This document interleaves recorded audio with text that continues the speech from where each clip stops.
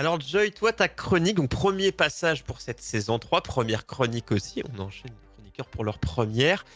Qu'est-ce que tu nous as, on en a parlé un peu en début d'émission, mais c'est quoi ton thème de prédilection? À chaque fois que tu viendras, On voit de le quoi tu nous titre qu'on parleras? a trouvé en bas, que je... Ah oui, le Et titre, le ça a été trouvé hier 100%. 100% par horreur. Lo, je tiens à le dire, je trouve ça un très bon titre. Lo, c'est Il était très content de J'en lui, suis il content, m'en a j'en suis content. parlé. très Ouais. Mais inspiré. alors, quel est le sujet de ta chronique?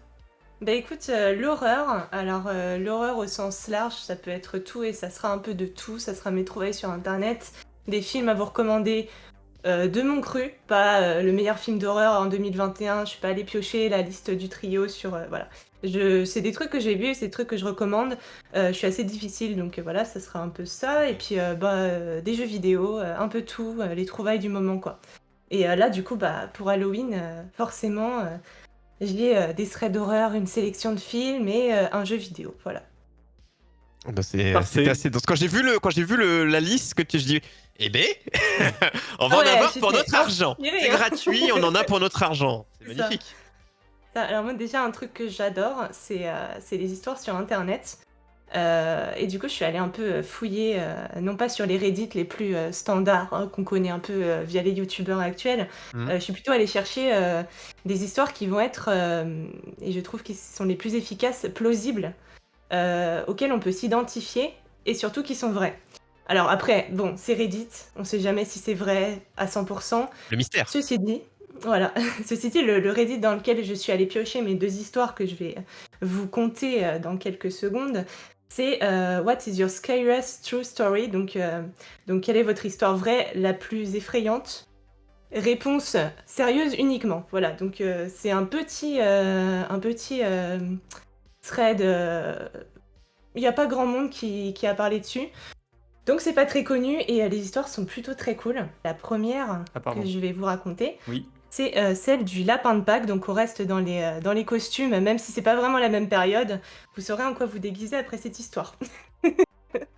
Alors écoutez, fermez les yeux, projetez-vous dans cette histoire. Mettez-vous dans le Qui, noir. moi vraiment me terrifie. Hein. Alors, quand j'étais plus jeune, j'habitais près des bois et je pouvais voir un cimetière depuis mon porche arrière. Un jour de Pâques, je me souviens m'être à moitié réveillée et avoir vu le lapin de Pâques, je parle d'un de ses costumes terrifiants, debout dans ma chambre, et ce qui m'a vraiment marqué, c'est l'odeur du foin humide.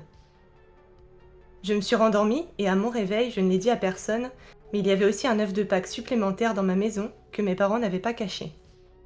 Des années plus tard, quand j'étais au lycée, j'ai demandé à mes parents s'ils s'étaient déguisés en lapin de Pâques et étaient venus dans notre chambre. Ils m'ont répondu qu'ils ne se donneraient jamais autant de mal. Puis ma jeune sœur, avec qui je partageais un lit superposé lorsque cela s'est produit, a dit qu'elle se souvenait du moment où le lapin de Pâques était entré dans notre chambre et avait fait une remarque sur l'odeur du foin. J'étais terrifiée à l'idée que nous nous souvenions toutes deux d'avoir vu une personne déguisée en lapin dans notre chambre sans en avoir jamais parlé ensemble. Pour rendre les choses encore plus étranges, j'ai raconté ce qui s'était passé aux amies avec qui j'étais assise au déjeuner. L'une d'elles était ma voisine d'en face. Elle m'a raconté qu'un jour de Pâques, il y a longtemps, elle avait regardé par sa fenêtre pendant la nuit et avait vu le lapin de Pâques debout dans son allée. J'ai eu des frissons. Depuis ce jour, je suis terrifiée par les personnes déguisées en lapin. La fin me fait rire, mais l'histoire est quand même assez terrifiante si elle est vraie. C'est pas rassurant du tout de voir ça quand on est gamin, je pense que ça traumatise de Pâques pour la vie entière. Donc voilà, ce lapin, j'espère que le visuel vous plaît, vous savez en quoi vous déguisez. Ne vous promenez pas au milieu des cimetières habillés comme ça. C'est souvent les clowns dans cet équivalent qui font peur, mais après les clowns, les lapins, oh là là. Ah ouais, non mais mine de rien en fait c'est ça, c'est que ça change vraiment des peurs habituelles. Et la phrase de fin, j'avoue, me fait rire quand même. Pour le coup, ce costume-là, là, sur le visuel, lui, il est pas rassurant de base. Il est pas rassurant du tout. Il est Non. à la fois mignon et hyper malsain. C'est ça. Parce qu'en plus, tu sais pas qui est dedans, donc tu fais. C'est ça. Ça fait Ouais. flipper. Ma deuxième histoire qui est un peu plus longue et qui va parler des enfants. On aime bien les enfants dans les films d'horreur en général, ça fait son petit effet. Et là, c'est un papa qui du coup témoigne. Du coup, là, le prochain s'appelle Le Fermier, donc de Tucker 48. Ma belle-mère était une femme très drôle et très cool. Ma femme était très proche de sa mère et malheureusement, elle est décédée lorsque notre fils avait environ 4 mois. Quelques années plus tard, nous avons emménagé dans une vieille maison artisanale des années 1930 à Pasadena en Californie. Notre fils avait environ 3 ans à l'époque. Un soir, je lui donnais son bain et il a commencé à regarder par-dessus mon épaule. Non pas des choses au hasard, mais quelque chose de précis. Un moment passe et il me demande pourquoi grand-mère appelle maman d'un drôle de nom. Long silence. Je lui demande alors ce qu'il veut dire, pensant qu'il parle de ma mère à moi, qui est toujours en vie. C'est alors qu'il prononce le surnom de ma belle-mère, donné à ma femme, et me redemande ensuite pourquoi grand-mère appelle maman comme ça. J'ai été très choquée par cette question. Ma femme et moi n'avons jamais utilisé ce surnom, c'était juste le nom que sa mère lui donnait depuis qu'elle était bébé. Comme il ne l'a jamais connu et n'a jamais pu nous entendre le dire, je lui demande où il a entendu ça. Il me répond « Le fermier me l'a dit ». Je lui demande qui est le fermier et il me répond que c'est son ami. J'ai raconté cette histoire à ma femme plus tard et elle a bien sûr fondu en larmes à cause de cette histoire de surnom. Nous savons tous les deux qu'il n'y a aucun moyen pour lui de le savoir. Le week-end suivant, mon fils est en train de jouer dans sa chambre. Ma femme est au travail et je suis à la maison. Je l'entends commencer à parler comme s'il avait une conversation. Il a dit des choses comme « oui, non, je ne sais pas », puis il rit. Je vais dans sa chambre et lui demande ce qu'il fait. Il me répond qu'il joue. Je lui demande avec qui il ayant entendu parler. Il me répond « avec le fermier ». À ce moment-là, je pense déjà à ce putain de film L'Exorciste, c'est un peu troublant. Je lui demande où est le fermier. Il me répond qu'il est parti quand je suis arrivée. Ma femme rentre à la maison, je lui raconte ça, et elle est tout aussi effrayée que moi. Nous ne savons pas quoi faire, et nous nous disons que si cela se reproduit, nous essaierons d'agir. Quelques jours plus tard, au milieu de la nuit, nous entendons notre fils dire ce qui suit. « Grand-mère dit que toi et moi, nous ne pouvons plus être amis. » Ma femme et moi allons le voir, tous les deux un peu effrayés. Il était assis dans son lit. Je lui demande s'il va bien. Il me répond que oui, que grand-mère dit que je ne peux plus jouer avec le fermier. Il n'a plus jamais mentionné le fermier. Plus jamais. Il a 13 ans maintenant et ne se souvient de rien. Mais nous, oui. Voilà. C'est chaud. Faites des gosses, hein. C'est chaud. Mon ami imaginaire. Alors vraiment, ça me terrifie parce que, déjà les enfants, c'est toujours utilisé de façon... Déjà, les enfants, ça fait très peur. angoissante, Ayant ouais, travaillé dans en les maternelle, ça fait peur. Déjà. Et c'est pour ça qu'en fait, ces histoires, je les ai choisies parce qu'elles me paraissent pas folles au point que ça soit faux. Et je pense que vraiment, c'est des histoires vraies, c'est plausible en fait. Et que du coup, c'est encore plus terrifiant parce que ton gamin fait ça, qu'est-ce que tu fais, quoi? C'est difficile quand même parce que en tant que parent, etc., tu te dis bon, c'est chaud quoi. Ils ont pas la notion de peur en plus, tu vois. Ils sont pas, ils sont trop, c'est surtout par rapport à l'âge de l'enfant. Tu te dis pas, il a assez de recul d'âge pour se dire ah, je connais ça, je vais leur faire peur, tu vois. On dit la vérité sort toujours de la bouche des enfants.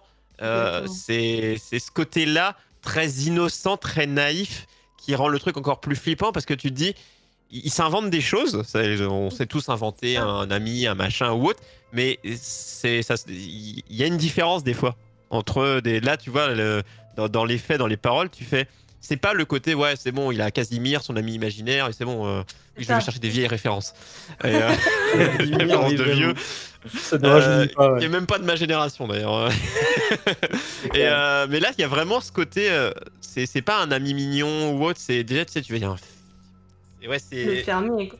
Après, il faudra avoir un historique de la maison pour vraiment corroborer cette histoire. Est-ce que elle a été habitée? Mais bon, et comme il le dit, c'est une vieille maison artisanale de 1930, donc ça pose quand même l'historique un peu qu'il y a pu y avoir dans cette baraque, donc on sait pas.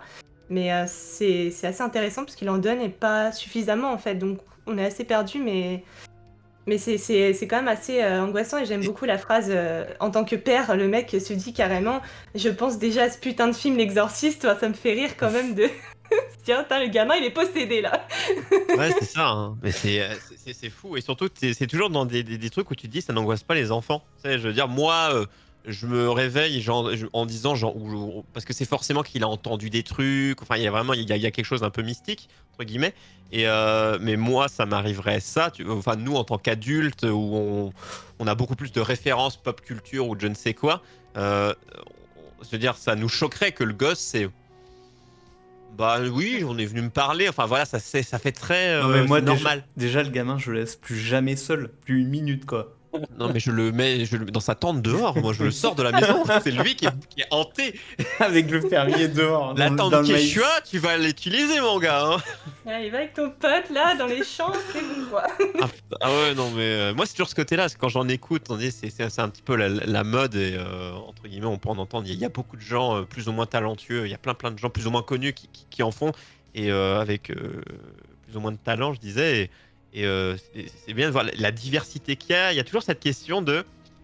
Moi, j'aime bien de tous, c'est ce côté un peu quand ça touche le paranormal, de que c'est vrai, de quelle manière, si c'est pas complètement vrai, mais quelles sont les parts que même si tout n'est pas vrai, t'as des fois des parts qui te font t'inquiéter quand même. Même la moitié des fois, tu fais ouais, ça c'est sûr que c'est vrai, mais c'est déjà inquiétant. C'est ça.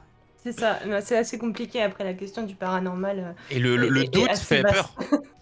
Le doute fait peur. Et puis après, il y a aussi les gens qui croient que ce qu'ils voient, j'en fais partie. Hein. J'ai beau aimer beaucoup le genre horreur, mystique, tout ce qui est surnaturel, etc., le paranormal.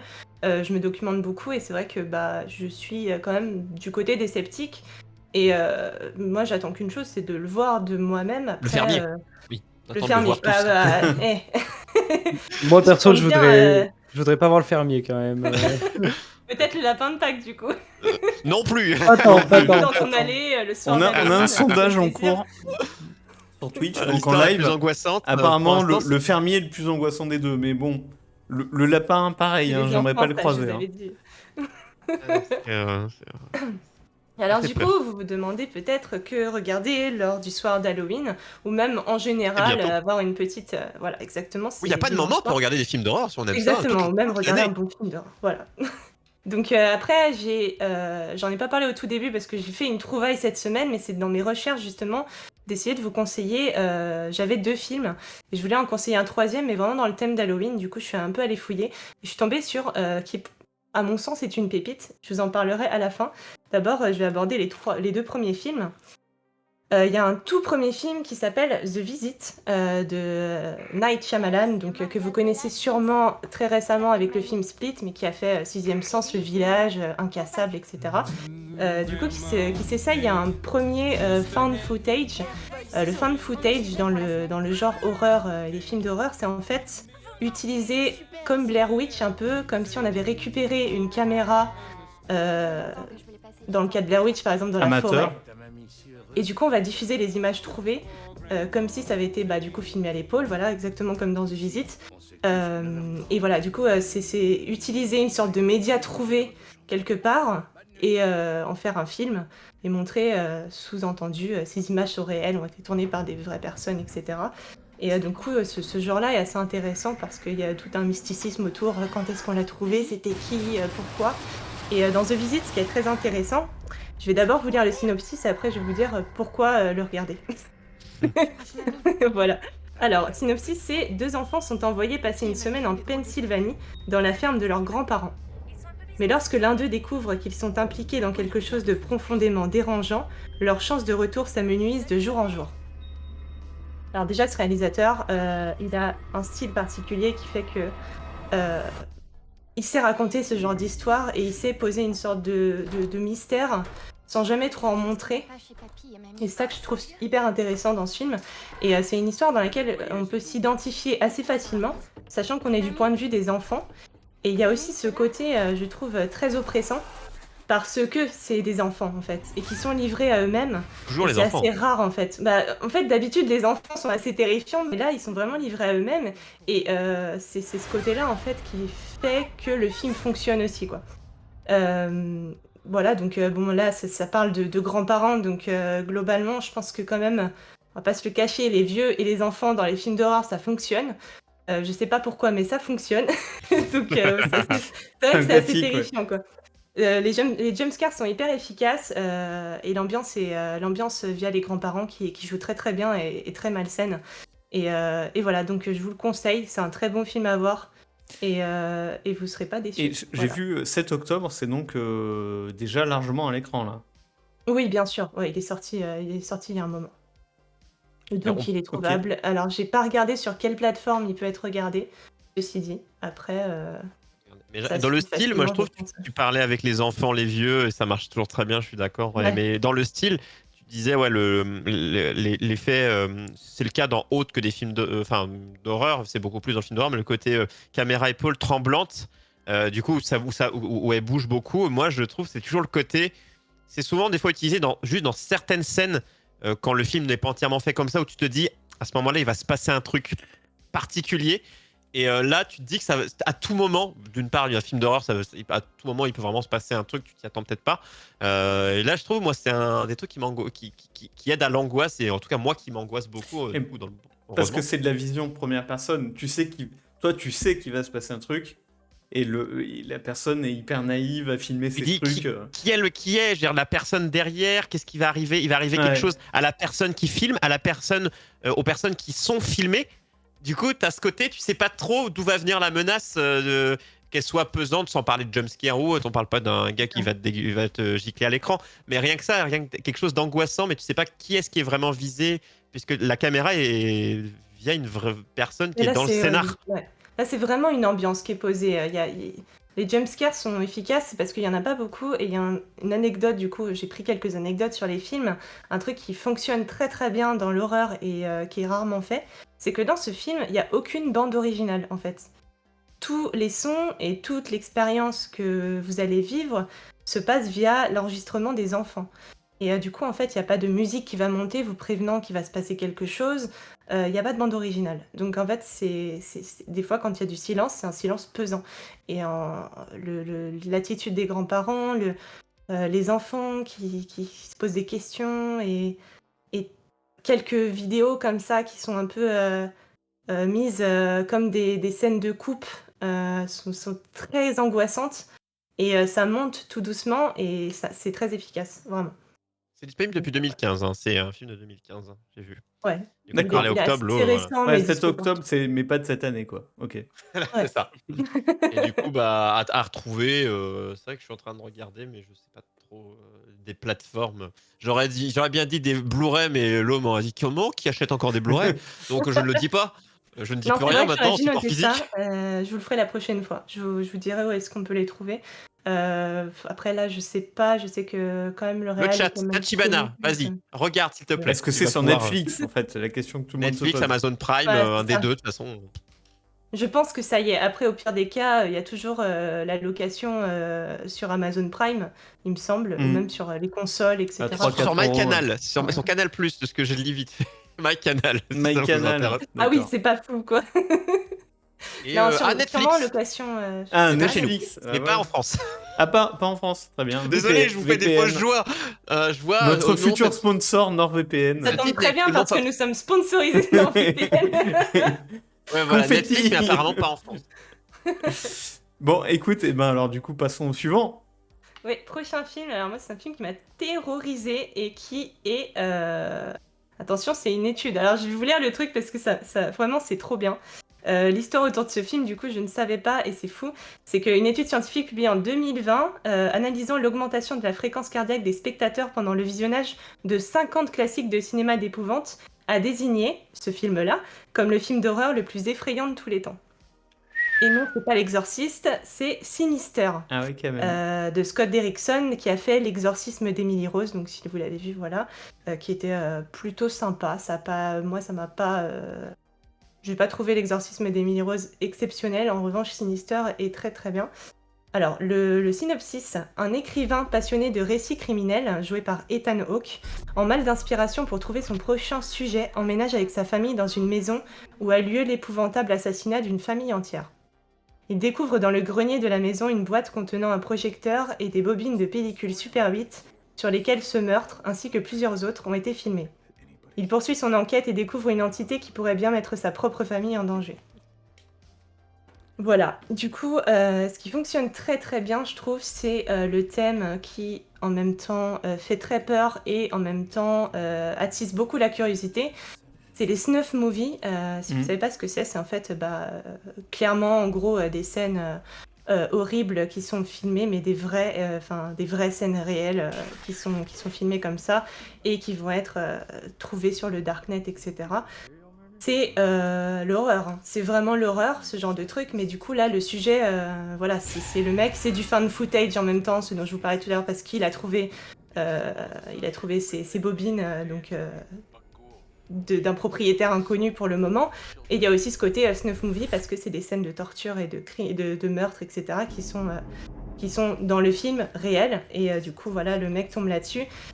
Et c'est hyper efficace parce que voilà, c'est ce côté curiosité, qu'est-ce qu'il y a sur ces images, on a envie de savoir, et en même temps on n'a pas envie de savoir, et ça marche très très bien.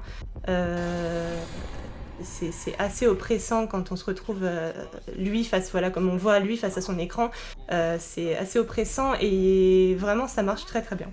Voilà, donc c'est un très bon film que je conseille aussi, qui m'a traumatisée.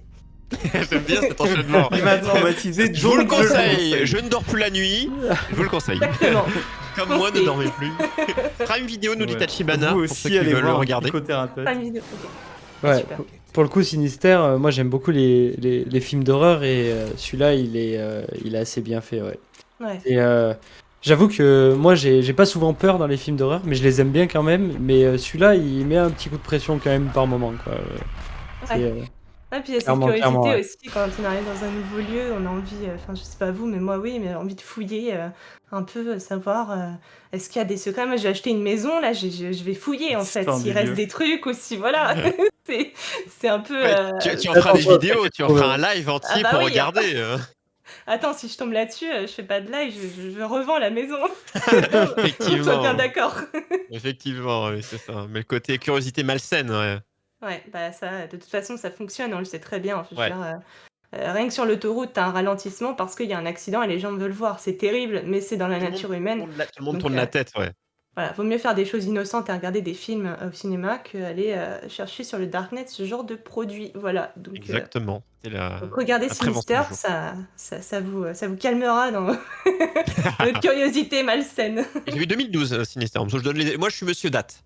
Vas-y. 2012, Amazon Prime Video, ils mettent 2013. J'avais vu 2012 sur Google. Donc, on est dans ces eaux-là. Donc, ça vous permet de vous donner les idées. Et Tachi, c'est monsieur plateforme. Où est-ce qu'on peut la regarder? C'est ça. Bon, allez, vous complétez, comme ça, c'est super. Et Parfait. du coup, la petite trouvaille de cette semaine. Donc, je cherchais un film typiquement d'Halloween. J'en connaissais pas vraiment, par les classiques, évidemment. Mais du coup, j'avais envie de vous faire connaître un truc qui n'était pas forcément connu. Ça s'appelle Trick or Treat de Michael Dougherty. Et du coup, c'est vraiment un cliché de film d'Halloween. Et en fait, le film relate 4 histoires d'horreur d'Halloween ayant un élément commun, Sam, un enfant mystérieux qui vient chercher des bonbons et porte un vieux pyjama orange avec un sac en toile de jute sur la tête. Le personnage fait une apparition dans chacune des histoires, chaque fois que l'un des autres personnages rompt une tradition d'Halloween. Alors, petit conseil sur les traditions d'Halloween, si vous regardez ce film, n'oubliez pas d'allumer votre citrouille à Halloween, c'est très important. Sinon, Sam viendra vous rendre visite. C'est un film qui est plutôt récent. On peut retrouver notamment, si vous connaissez, comment elle s'appelle, Anna Paquin, voilà, de True Blood ou encore dans Malicia dans X-Men. Donc voilà, elle joue un petit rôle dedans. Et je trouve que c'est un super film dans le sens où c'est pas prise de tête. Il y a vraiment cette ambiance à la chair de poule à l'époque. Qui est génial. Et en parallèle, c'est aussi un hommage aux comics, aux EC Comics des années 50. Ouais. Qui sont en fait voilà, des comics qui faisaient un peu tous les genres et qui se sont lancés dans l'horreur aussi. Et en fait, ça a explosé. Et aujourd'hui, les jeux vidéo, c'est un peu la bête noire des médias, etc. On accuse toujours de leur... Voilà, de l'influence qu'ils peuvent avoir sur les mauvais comportements. À l'époque, c'était les EC Comics et dans les années 50, voilà, c'était complètement décrié à cause de ça parce que la délinquance juvénile, c'était à cause de ça, etc. Contrairement aux jeux vidéo, ce genre de critiques ont eu raison de ces comics-là et c'est bien dommage parce que le style graphique se retrouve même chez Frank Miller, etc. Si vous avez pu voir un peu ces films, c'est hyper intéressant. C'est un style qui aurait dû continuer, je pense, parce que franchement, ça a inspiré énormément d'œuvres, de réalisateurs, d'écrivains, etc. Et voilà, donc ce film, en fait, il y a quelques passages comme ça, avec quelques bulles de comics ou un style assez graphique là-dessus, qui fait penser à ces comics-là, et j'adore vraiment, l'ambiance est très cool. Et il y a, attention, il y a 0 effets spéciaux numériques, donc c'est que du fait main. Ah, ça, Et j'adore ça. on aime bien, voilà, c'est cool de revenir un peu aux traditions. Donc voilà, ça m'a vraiment plu et c'est vraiment dans l'ambiance, les contes de la crypte, Creepshow, etc. C'est pas prise de tête, mais c'est vraiment sympa de regarder ça pour Halloween. Vraiment, pour le coup, c'est un film sûr. Voilà. Très bien, bah, celui-là, il me donne bien envie, tu vois. Il est Vraiment. vraiment cool. Ah, le déguisement du gamin, c'est un peu comme le lapin tout à l'heure. Il a l'air très simple, mais il Ouais. fait son petit effet, quoi. Il est efficace, ouais. Efficace, ouais. C'est vraiment fun. Il y a juste un petit truc qui m'a dérangé moi dans le film, c'est qu'à un moment on voit, il n'y a pas de spoil, hein, mais à un moment on voit le visage de ce fameux Sam sous sa toile de jute et je trouve que c'est pas fou. Après, c'est toujours le principe, moi je suis quand même plutôt candidate on m'en montre pas beaucoup et on pose une ambiance, je préfère qu'on me montre tout de suite le truc qui fait peur et du coup ça me casse la vibe pour tout le film en fait. Mm. Donc voilà, j'aime bien la suggestion et là c'est un peu dommage je trouve d'avoir cassé le mythe en enlevant ce sac. Voilà, c'est tout. Mais sinon, très bon film que je Ouais, c'est conseille. ça. Allez, Très bien. j'ai vu Apple TV, moi. Je sais pas si c'est. Apple si c'est TV, toujours- Ouais, bon, bah, un truc que personne n'a. c'est ça. Je suis désolée. Pardon, excusez-moi, faites genre. Ou à d'autres endroits. On va louer compter au sur vidéoclub de Tachibana votre pour nous quartier. trouver une autre plateforme. C'est ça. Et j'avais vu 2007, mais je sais pas si c'est. D'accord. Donc, C'est possible. Alors- Je sais plus exactement quand il est sorti, mais Maintenant, si je Moi, j'ai me découvert trompe cette pas, semaine. on va passer à un jeu vidéo. exactement. Donc le troisième volet qui est sorti vendredi dernier, donc le 22 octobre. Moi, je vais vous parler de toute la série. Déjà, à savoir, donc Dark Pictures, créé par Supermassive Games, qui sont d'abord essayés au jeu d'horreur avec Until Dawn, qui était quand même très bien réalisé. Ouais. Faut savoir que là, pour l'instant, on connaît la trilogie, mais il y a 8 jeux prévus dans cette saga. Donc, ce qui je trouve excellent parce que franchement, on en manquait de ce genre de genre et vraiment le format est hyper intéressant. Parce que ça va être des épisodes d'environ 4-5 heures qui se jouent en solo ou en coop. La coop est géniale. Voilà. Donc le premier c'était Man of Medan, on voit la bande-annonce. Donc ça met en scène un groupe, je vous lis rapidement comme ça au moins, vous avez à peu près toutes les situations. Ça change vraiment d'un épisode à l'autre. Donc là ça met en scène un groupe de 5 jeunes personnes partant explorer l'épave engloutie d'un bateau datant de la Seconde Guerre mondiale dans l'océan Pacifique et contenant diverses richesses. L'aventure est narrée par un personnage externe nommé le Conservateur. Le Conservateur, on va le retrouver dans tous les épisodes, il fait un peu office de narrateur avec, je sais plus le doubleur mais je l'adore. Il a une voix très particulière qui est géniale, voilà. L'histoire et la forme du bateau sont tirées de la légende du Ourang Medan. Donc voilà, ça c'est pour ceux qui ne le savaient pas. C'est une légende selon laquelle tout l'équipage de ce bateau aurait trouvé la mort dans d'étranges circonstances entre 1947 et 1948. Donc c'est inspiré plus ou moins de faits réels. En tout cas, c'est à l'origine, il y a quand même une histoire et le jeu est très très bien. Celui-là, je l'ai fait en solo. Malheureusement, parce que c'est vrai que sur le 2, je l'ai fait en coop et ça fait la différence. Ça pose une ambiance qui est vraiment super. Ça pose aussi un peu le style court-métrage, un peu... Moi, ça me rappelle un peu voilà, le côté Black Mirror, Love, Death, Robot. On sort des épisodes comme ça, des histoires qui n'ont rien à voir mais qui font partie d'une collection. Et je trouve que ça manquait vraiment dans le monde du jeu vidéo d'avoir une série de jeux d'horreur comme ça, qui est en plus hyper bien travaillée. Voilà, donc les personnages, on s'y attache, on a envie de les sauver. Il y a beaucoup de fins différentes possibles, avec tous vos persos morts ou sauvez-les tous. Voilà, c'est dans la veine de Until Dawn, encore une fois, mais c'est vraiment bien fait. Le Little Hope, c'était le deuxième. Le deuxième, du coup, c'est dans une petite ville américaine, avec une histoire tristement célèbre de chasse aux sorcières en 1692. Alors que le groupe explore la ville, ils sont témoins de l'exécution d'un groupe de colons du passé qui leur ressemble exactement. Piégés et isolés dans la ville abandonnée, ils devront découvrir leur lien avec ce groupe de colons, reconstituer l'histoire de la ville et découvrir la racine du mal. Alors celui-là, je l'ai fait en coop. Et la coop sur ce jeu, en fait, est hyper intéressante dans le sens où on va incarner un personnage au hasard du groupe. Donc ils sont 5 en général. On va incarner un personnage du groupe, mais on ne sait pas forcément qui incarne notre ami. et il peut être totalement dans une autre cinématique pendant que nous on vit autre chose. Et en fait, les histoires vont se recouper. À un moment donné, les personnages vont se rejoindre, mais des fois ils se séparent et on est un peu livré à nous-mêmes parce que l'autre doit aussi se concentrer sur son histoire à lui, essayer de sauver le maximum de personnes. Et c'est quand on revient en fait qu'on se dit bon bah qui c'est que t'as tué, qui c'est que t'as sauvé, qu'est-ce qui s'est passé. Et c'est hyper intéressant comme approche, et ça me fait penser un peu à A Way Out, qui était un jeu aussi en coop avec Oui. écran plus ou moins scindé. C'était hyper bien travaillé aussi, et vraiment la série Dark Pictures, je trouve qu'elle excelle là-dedans. Ouais, Et Little le Hope, tout dernier, on l'avait eu en coop sur Cooldown TV en live, je me souviens. C'est vrai Ouais. ouais, il était bien, hein. Franchement, Ouais, ça marchait très ça très bien. fonctionne. Il est vraiment en plus bien foutu. Moi je trouve l'ambiance, du coup la cinématographie, tout est vraiment hyper bien fait, je trouve. La Little narration, Hope, c'est Silent Hill, hein, moi je trouve, hein. C'est un hommage à Silent Hill Mhm. direct, avec la ville dont on peut pas sortir dans la brume.